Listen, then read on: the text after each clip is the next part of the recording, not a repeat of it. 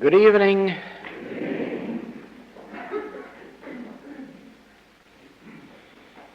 Let us take some of these questions. Is God directing a life offered in service before conscious contact has been made? As in the case of a student in the initial stages on this path. Actually, nobody enters this path unless God directs him. If it were possible for a human being to be on this path of their own accord, every human being in the world would be on this path because the fruitage is so rich. The peace, the satisfaction, the joy, the harmony is so abundant that everyone in the world would be on the spiritual path if they had the capacity to be there, but they haven't. You have not chosen me, I have chosen you, saith the Lord.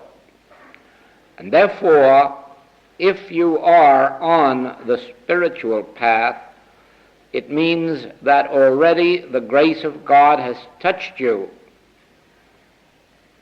If you find it possible to continue on the spiritual path, it will mean that the grace of God is with you, because you cannot make a single step on this path without the grace of God, without the finger of God having touched you.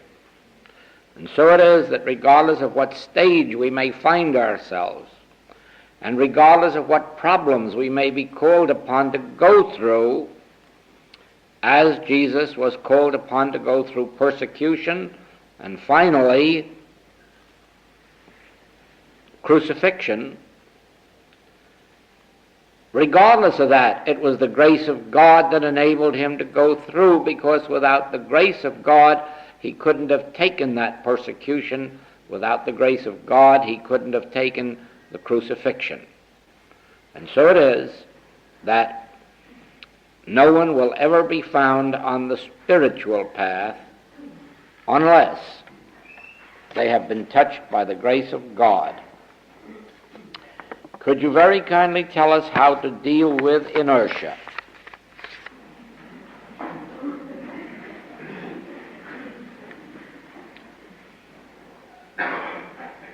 Here too, without the grace of God, there'll be no progress. The question always with inertia on the spiritual path has to do with this. The person is seeking something, but not God.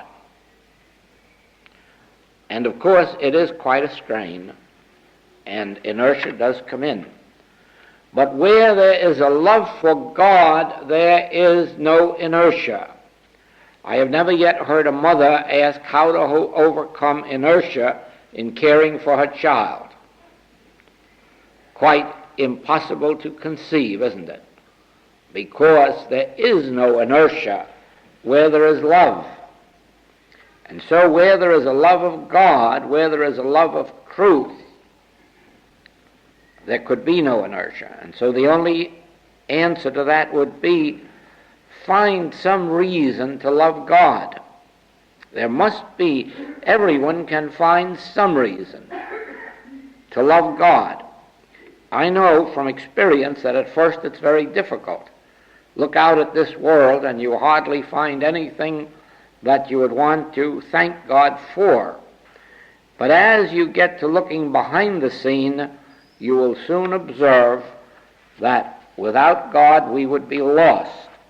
And so it is that gratitude comes easy, and with gratitude comes a love. Is there a shortcut to the dispersal of Maya? If so, it's being kept secret from us. Whoever has found it is taking it away somewhere. How can we help those individuals who have not actually asked for help? Now, this is too broad a question. There are members of our family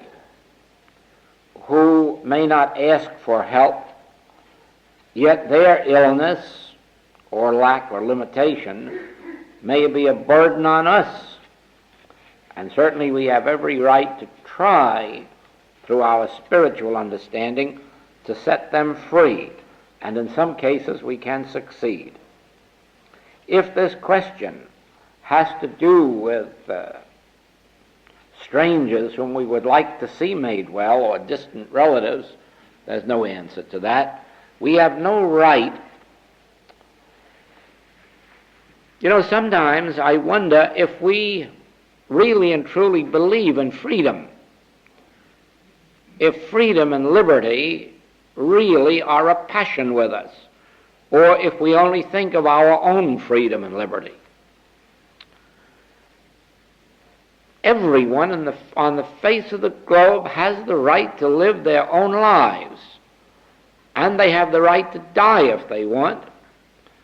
They have the right to be drunk or a right to be sober, because they are working out their own destiny. Now, insofar as is possible, we should leave everyone alone to work out their own destiny, except those who turn to us for help. The attitude that I have is this: if I want to live this spiritual life, and probably even die, as the world would see it, without medical aid, I should be allowed to live and I should be allowed to die. It is my demonstration. But on the other hand, if my neighbor or my family want medical help, heaven knows I will not stand in their way. They are leading their own lives, and they have their own demonstration to make. And if they want to live by medicine, they can, and if they want to die by medicine, they can. It is their own demonstration.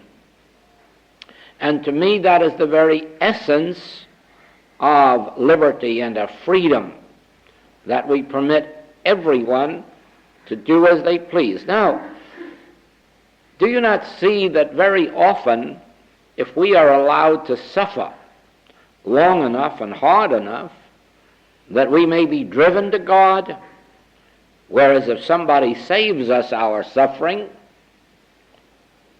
we can become so content with our health and supply that God just doesn't enter our scheme of life. And so it is that unless it was someone affecting my own demonstration, I would certainly leave this world alone to live and die as it sees fit. You often speak of the contact and the mystical experience. How would you differentiate between them? Degree. In degree. The contact is an awareness of the presence of God, but a mystical experience goes far deeper than that.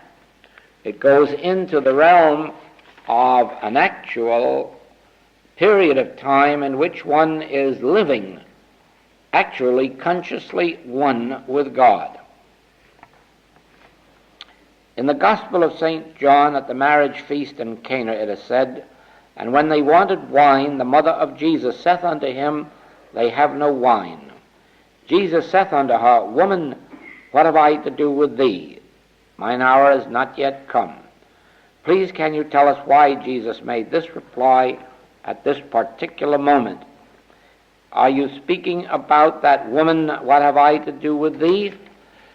That remark is usually attributed to the fact that he was trying to indicate that he was living his life separate and apart from his human mother and was not listening to her, obeying her, taking orders from her, or considering her in his spiritual life and demonstration. Whether or not this is so, I do not know, because it is one of those passages that might well have been changed through many, many translations. On the other hand, running through that is a favorite theme of the Master's, that you must leave mother and brother, sister, father, and all of these for my sake. In other words, that in our spiritual demonstration, we are not to be influenced by even our closest relatives, but if necessary, ignore what their wishes or desires may be and follow our own light. Please will you say whether the following is a correct concept of forgiving one's enemy? Since there is only one being, I have no enemy out there to forgive. It is I who need forgiveness for having entertained a false sense of my neighbor, for having attributed to him a selfhood other than the divine, and then called him my enemy. And that is partly true. You will find this subject covered quite at length in the chapter Love Thy Neighbor, in Practicing the Presence, and in the chapter Relationship of Oneness in the new book, The Art of Spiritual Healing. And incidentally, those two chapters are the chapters that I use and recommend for all problems of human relationships at any level.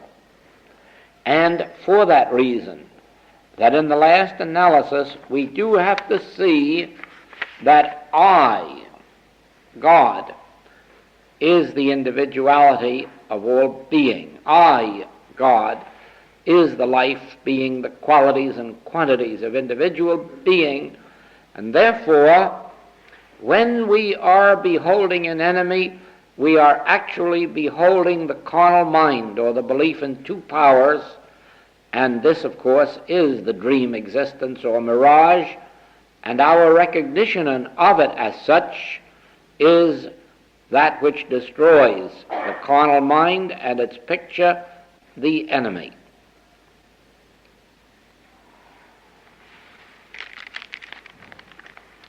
In the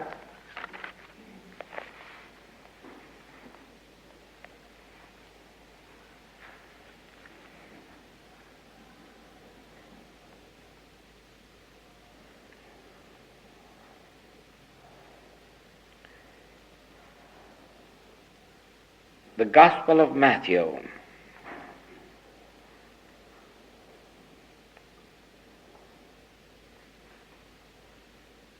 but what went ye out for to see? A prophet? Yea, I say unto you, and more than a prophet.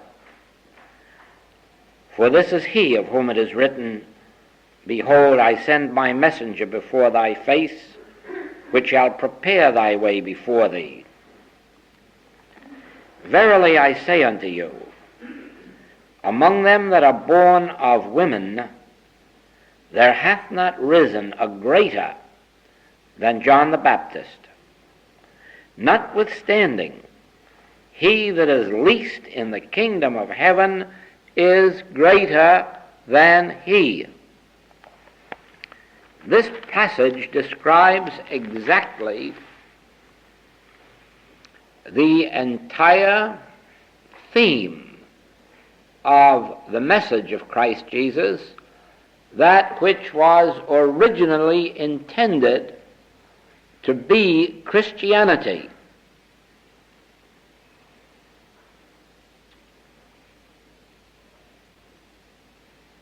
John the Baptist, as a prophet, there is none greater than he, and yet he that is least in the kingdom is greater than John the Baptist.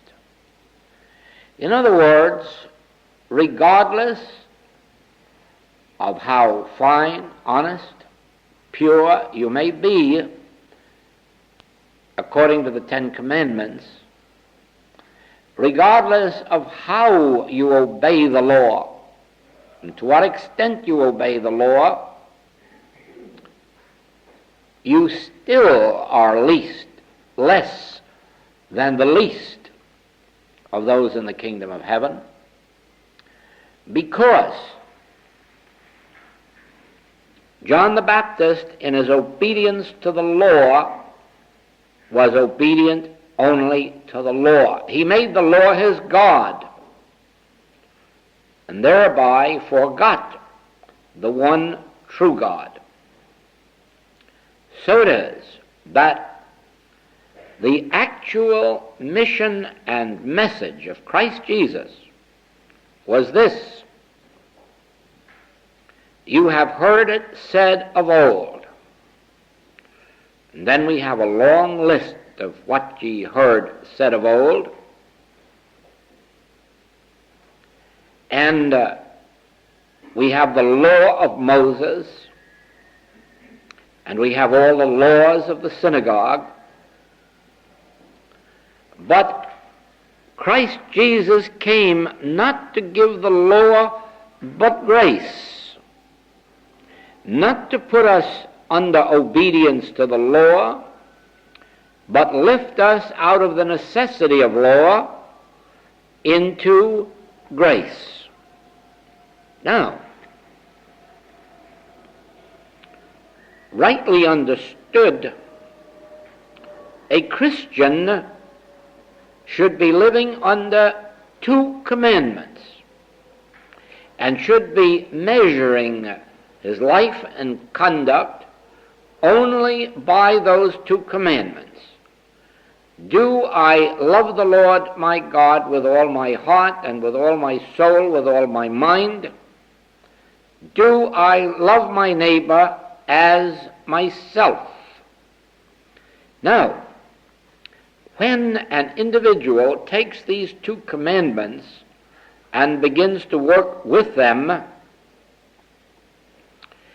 he finds, of course, that they have a meaning far greater than what appears merely in the words.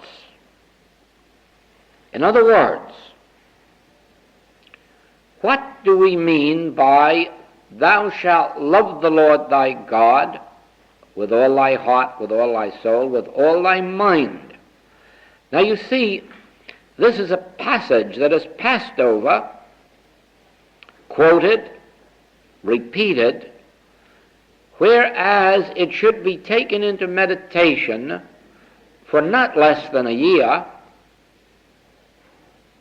if not every day of the week, certainly every other day of the week, for at least a year, until we have an understanding of what it means to love the Lord thy God with all thy heart and with all thy soul. Because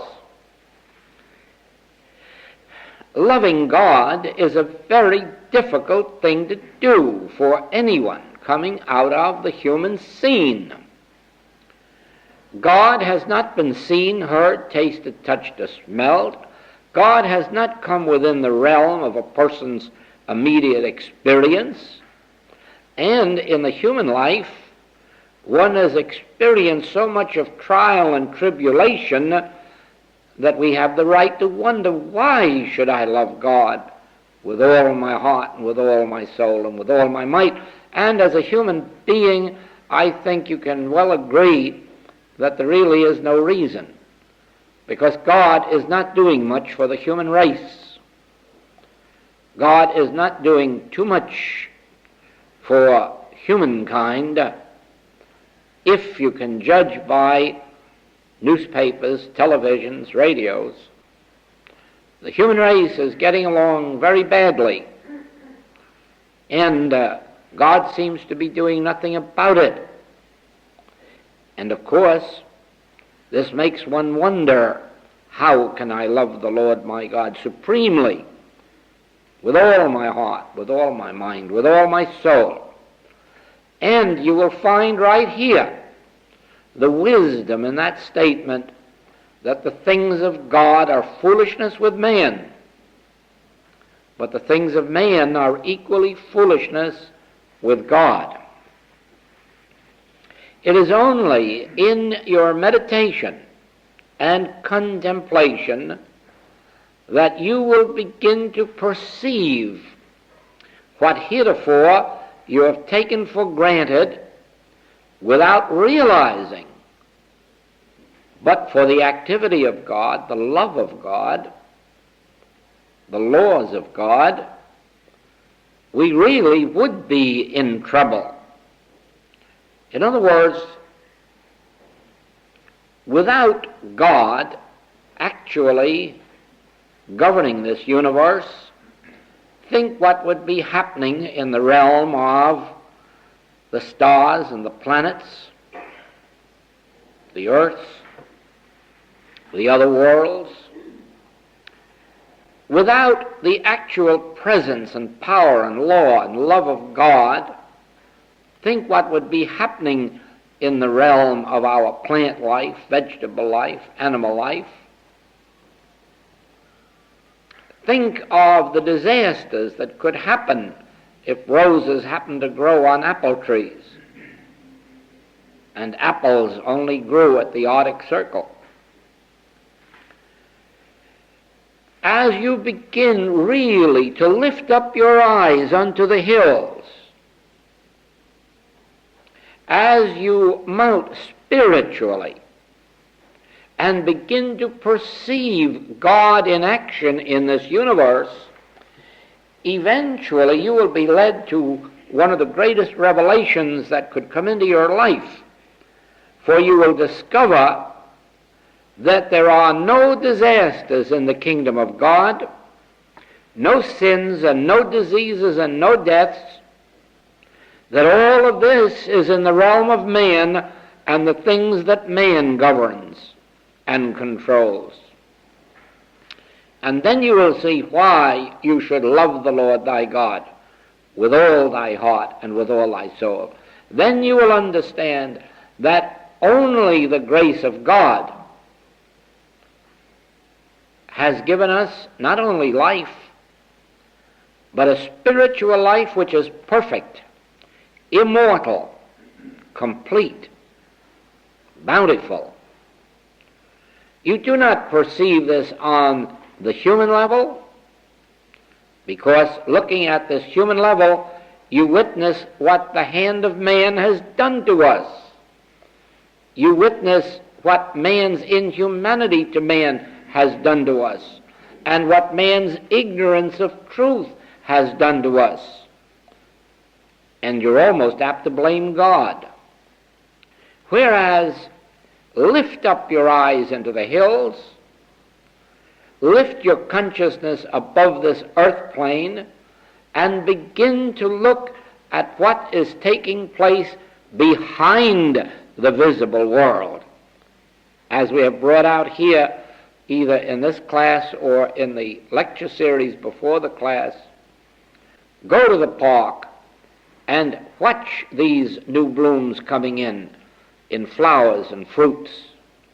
Watch these forces of nature as they operate season after season after a pattern laid down by the divine.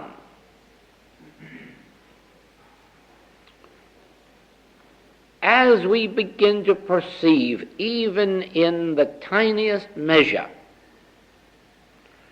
that only the grace of God and only the gift of God makes life possible, we can go a step further, and eventually do go a step further, more especially after we have seen how it is that it is the qualities that the human race has evolved through this belief in two powers that causes our difficulties, and it enables us to eradicate those traits from ourselves.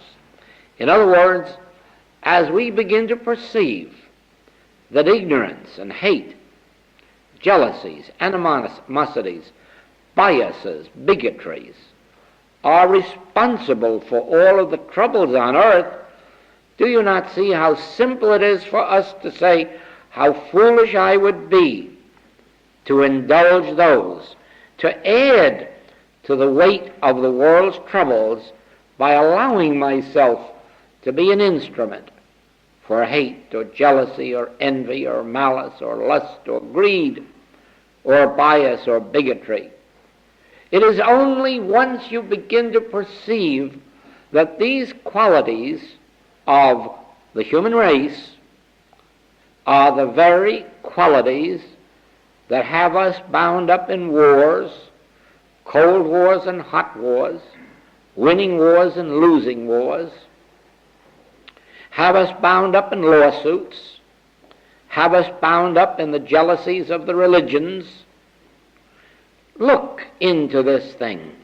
Meditate on God until you have received the assurance that in the kingdom of God there are no impurities, there are no discords, no inharmonies, that the laws of God are absolute laws. They never change. They are the same from everlasting to everlasting. And then you begin to perceive how it is that we as humans really are destroying this earth. We are responsible for the disasters on the earth, and you begin to perceive how and why this is, and it makes it such a simple matter to say, heaven forbid that I should add to the burdens of this world by maintaining in myself these qualities that I now see are wrecking the universe, preventing peace on earth, not only between nations, not merely between differing ideologies, but if you will, look at these battles between the different denominations and sects of Christianity. Look at these warfares between one group and another group, all claiming to be doing it in the name of Christ, which you surely know can't be truth. So it is that you eventually begin to see that peace on earth, harmony on earth, will come if it comes to you, if it comes to me, in proportion as we could live. If we as a group of a few thousand people could live without hates, animosities, jealousies, if we could live without wars, without lawsuits, do you not see that this would be a leavening influence in consciousness that would rapidly spread around the globe? But do not believe that anyone can live that life by being obedient to the Ten Commandments, because they can't. Their reason hasn't been reached. It is only when you actually perceive that it is these human traits and qualities based on the belief in two powers, based on the belief in good and evil, that is causing human wreckage, that instantly you can be healed of those very qualities, because now their foolishness has been revealed to you. So it is that with meditations, quiet ponderings, spent on this subject of actually leaving the realm of what you see here, taste, touch, and smell, and go behind it until you see what it is that operates through laws of God, and until you perceive what is operating in the mind of men. And then you will see how easy it is to love the Lord thy God. I have explained this to a class recently, and I can't remember whether or not I have explained it to you. I think I have. How this idea of gratitude unfolded. That we should really never be grateful for anything that comes to our experience. I mean, there's no need to be grateful for the good that comes into my experience, because if it isn't a universal good, what good is it? The point of gratitude is, and the thing to be grateful for is that which is available to all of us universally and uniformly. In other words, think how grateful we should be for the laws of nature that provide us with the food we eat, the air we breathe, the rain that is so important in our experience, the seasons of the year. Think what gratitude should fill us to know that regardless of what country we travel in on the face of the globe, 2 times 2 are always found to be 4. Do, re, mi, fa, sol, la, si, do, or do, re, mi, fa, sol, la, si, do, in any country and every country. Music is music. Mathematics is mathematics. The scientific laws are the same in every country on the globe. You can build automobiles anywhere as long as you know the laws of automotive engineering. You can build airplanes or drive them. Think only of how grateful we must be in watching God reveal universally, uniformly, individually and collectively, His laws, that we may avail ourselves of them in all of our modern transportation, modern kitchen gadgets, modern science, modern everything. Think, all of these are products of laws that have existed ever since time began. When you stop to think of this, you really find your heart welling up with gratitude. So,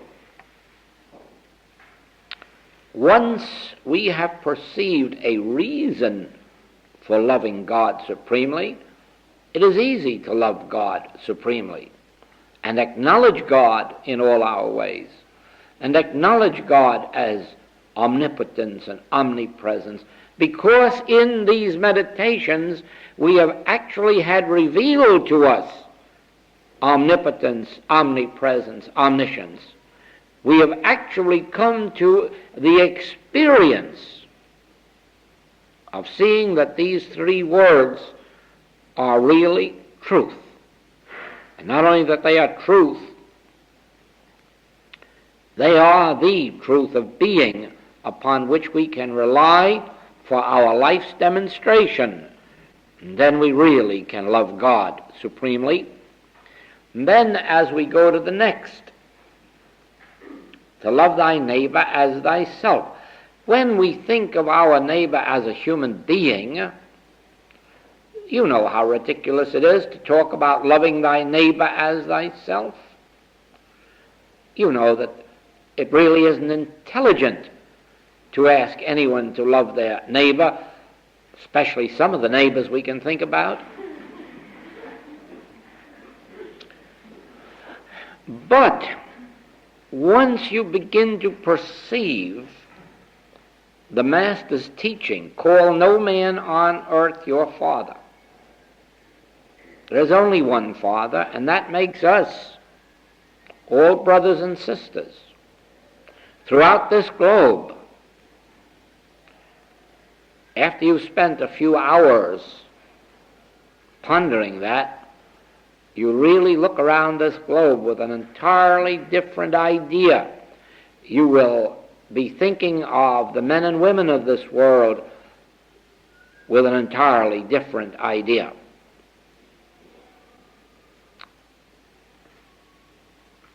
You begin to notice this. If you look to an individual as a human being, you are going to find selfishness in the highest degree, because all humanhood is built on selfishness. That is the primal element of humanhood. The law of self-preservation: kill anybody else as long as I stay alive, deprive anyone else as long as I stay alive, compete with anyone else until he's bankrupt as long as I stay solvent. This is human history. This is human relationships at its present level of civilization. Build greater bombs and throw them first. You know, we're really not building these bombs just for 4th of July celebrations. They're really being bombed with the idea of wiping out races, peoples, continents. And if you think for a minute they're not being built for that, you're really fooling yourselves. They're being built for destructive purposes and for the destruction of whole nations. And it makes no difference who's building them. Don't ever let anyone tell you that they aren't being built for use. If you think they aren't, just go back and remember the blockbusters of the last war. You'll find out they were built for use too, although we like to tell ourselves they were only built for defense. But defense is murder too. And they weren't only used for defense. Now, when you look at humans, the actions that govern humans, you won't find any reason, except in isolated cases, for loving thy neighbor as thyself. It is only when you look up into those hills again, get up on the mountaintop of spiritual realization, and begin to perceive the nature of the real man, your neighbor. Begin to perceive that God constitutes his being. God constitutes his life. God constitutes his mind and his soul. Begin to perceive the real nature of man, and not only you will love him, but you will bring out in him the nature that will compel you to love him. In other words, all spiritual demonstration of human relationships is dependent not on the other fellow, but on you. In other words, while here and there you may find an exception, you will find that this is the rule. The very moment that you begin to acknowledge that there is only one God, regardless of how many churches there may be, there is only one God. And that God is the creative principle of every man, woman, and child on earth. From the moment that you begin to live with that conscious realization, you begin to change the attitude of the other man toward you. You can do it with animals and watch it at that level and see how wonderfully it works. Instead of calling the dog a dog and a cat, or instead of calling them bad or contrary, watch the difference when you rise up into the spiritual consciousness and realize God made all that was made. Anything that God did not make was not made. And all that God made was made of God's own selfhood. Therefore, all life is spiritual, all mind is intelligent, all being is divine, at every level of consciousness. And then watch the difference in the attitude of every form of living thing, even the vegetable and the mineral world. Watch their response to your realization that they are not inanimate, they are not inanimate matter, they are living particles, all part of the one life, an expression of the one intelligence. Now,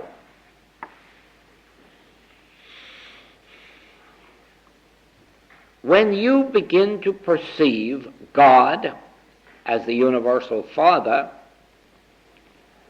and accept men and women as your brothers and sisters, impersonally, you begin immediately not only to love them, but this, remember, is a spiritual love.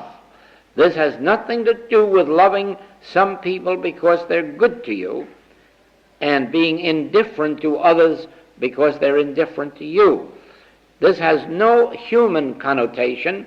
This means only the ability to realize God as the nature of individual being. It has nothing to do with picking out a person and concentrating on them with you are spiritual or you are the child of God, but it has to do with the recognition of God as constituting individual being. Then, finding that this is a form of spiritual love, just as forgiveness is, and forgiving for the reason shown us here in this question. Forgiving because actually I am you. Forgiving actually because we realize that all wrong is committed only in ignorance. Nobody in the world ever committed a wrong after they were illumined. All wrongs exist only in ignorance. Father, forgive them. They know not what they do, even if they are Judas Iscariot and his friends. Think of this. Every wrong that has been done to you or me or ours has only been done because an individual did not know that I and the Father are one and all the Father hath is mine. Therefore, they were seeking to gain something for themselves that they thought we had. Regardless of what their offense, it was done in ignorance. May have been ignorance of our true identity, ignorance of their true identity. The ignorance that has come down into the world through these religious biases and bigotries, all of which, you must remember, are taught to youngsters. No one picks it up of their own accord. It has to be taught to them, or they wouldn't have it. And so it is, they pick it up ignorantly, not realizing that this is being given to them by someone they consider as authority, but someone ignorant really of what they're teaching. So it is. It is so easy to forgive once you understand the motive of those who are doing the wrongs. Once you see those who are tempted with lack and see them steal or lie or cheat, you can almost understand it. And you can also understand that it is ignorance, because if they had the illumination, they would know that I and the Father are one. They would know that God is the source of our good, not somebody else. And so it's only in their ignorance of their own heritage, of their own relationship with God, that one would lie or steal or cheat. So it is. Here are two commandments which would change, obedience to which, or understanding of which, would change the very lives of every person on the face of the globe and render wars impossible, lawsuits impossible, wrongs, injuries impossible. But you can also see that to attain that means attaining a height of consciousness. It means attaining a realization of one's identity. It means attaining the realization of the identity of all men, since there is but one Father, one creative principle. It would be possible to have 10,000 times 10,000 religions and no discord among them, if all would agree that there is only one God. At the present time, the agreement is there is only one God, but it's ours. But the very moment that all churches would agree there is but one God, do you not see how that would wipe out most of the hates from the face of the earth? Because most of the hates are only engendered by the belief that we have the one true God and you are going to the other region. Well, to make this transition from living under the law to living under grace means that it is necessary to rise above the limitations of the human mind with its two powers, its good and its evil, its wrong and its right. It means rising above judging by appearances. It means understanding the spiritual nature of your being and of mine and of his and of hers, and of witnessing that which takes place.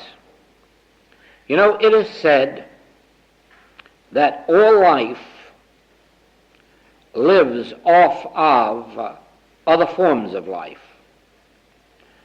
It has been pointed out that the cats, for instance, chase the birds and kill them, and the dogs chase birds and kill them, and the lions chase the smaller animals in the wilds, and it is considered that this is their nature. Don't ever believe it. This is human nature which they are patterning. It is not their nature at all, and I have been witnessing this for as many years as I am in this work. I have taken literally dozens upon dozens of cats and dogs and given them a treatment and watched that never again did they chase birds. It is not the nature of a cat or a dog to chase a bird. It is the nature of the human to prey upon the lesser forms, and the animals in our consciousness merely take on our consciousness. And the moment you free them from it, they are freed. Not only that, we go a step further. When you treat spiritually an animal, and you know you're not giving it an oral treatment and telling it to read 12 pages of a book, do you know that after you have given an animal a treatment, that that animal not only knows you, even if it never did before, but that from that moment on there is a bond between you and that animal never forgets or lets go. That animal, if it sees you out in a crowd, will run after you.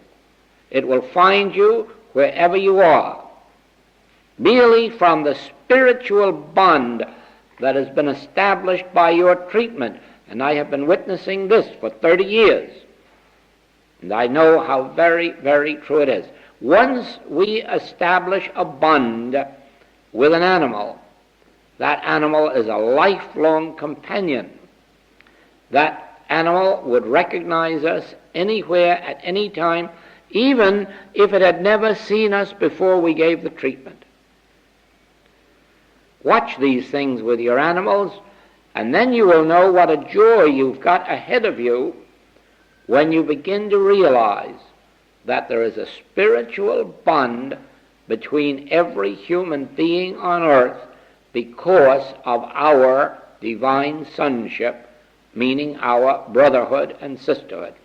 But this spiritual bond that unites us only takes place after we have given the treatment. Only in our case now, it is not necessary to give an individual treatment, because this really has to do with a mode of life, loving God and our neighbor. And the moment I recognize God to be the one Father, the one creative principle, the moment I recognize all men everywhere, all women, all children everywhere, to be part of my spiritual household, of my spiritual family, instantly I have set up this spiritual bond. And with the rare exception of those who are really adamant in their error or evil for a time, with the exception of those, all of the world responds to me as a brother or sister with impersonal love. And you note it wherever we travel, and not only among Infinite Way students. No. We find it in the hotels with the help, in transportation with the help. Wherever we travel, wherever it is, this invisible bond comes to the surface and reveals relationships that you cannot really even speak about. You begin with your own meditation. Take this form of meditation for a year of rising above the appearance world and trying to see what God's relationship is to this world, how God operates, how God's laws maintain and sustain. Stay way up there watching God maintain, sustain this universe, even in bringing forth life every season. There too, from appearances you would judge that there are deaths every year. The trees die, plants die, flowers die. There is no such thing. It is only that outer shell or form that drops away. The life itself never dies. That is just exactly as if we lost a hand or an arm. It does not mean we have died. And if we lost all 2 hands and 2 feet and 2 arms and 2 legs, we still have not died.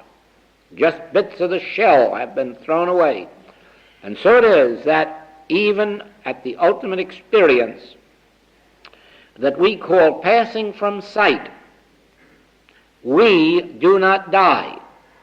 It is only the shell that drops off, making room for that next one, just as your dormant rose bush is now making room for the rose bush that is to come, the roses that are to come on that bush next. And so it is that as the fruit is taken from the tree, life remains. The life of the fruit remains. And in due season, it will push forth more forms.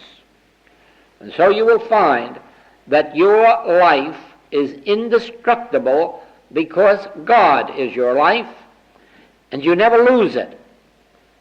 All you lose are the shells, the outer forms, and that only for the reason of taking on new ones. So it is, when you realize the word I, and now you close your eyes, and to yourself, gently, softly, say I. I. I. That I is not anywhere inside my body. That I is not my body, it is me. But I could be examined from head to foot, and nobody would find me in the body, for I am not in the body. I am not in the body. I am the intelligence which uses this body. I am the life which uses this instrument. I am the soul which functions on earth, but I am not in the body. Actually, I fill all space.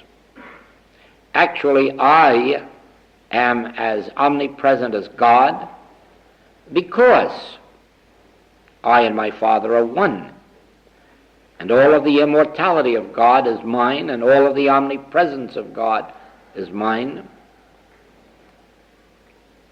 I am omnipresent. And in a small measure, we prove that with our power of memory,